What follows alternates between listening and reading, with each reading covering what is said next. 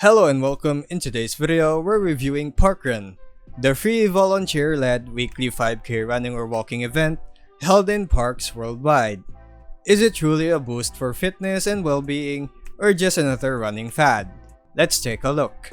Parkrun started in 2004 in London and has now grown across 2,500 locations in more than 20 countries, all free and open to everyone. It runs like clockwork every Saturday, using simple systems like barcodes and volunteers to time participants, making it easy to join and track your progress.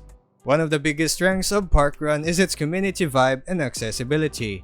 People of all fitness levels, from seasoned runners to retirees, participate. And there's always a place to walk, volunteer, or chat with friends. Weekly routine, social support, and location flexibility make it shine. Studies show participants, especially those previously inactive, see improvements in physical and mental health, plus life satisfaction. However, it's not all perfect. Some participants have raised concerns about unequal access or controversial policies around gender identity that have sparked debate.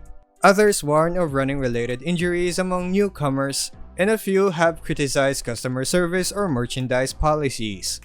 So, is Parkrun worth it? Yes, Parkrun is a fantastic, legitimate community event that motivates fitness, connection, and local exploration, all at zero cost. Just go in with modest expectations, listen to your body, be ready for some policy controversies, and take part at your own pace. And that would be all for today's review video. Thanks for watching, and I'll see you on the next one.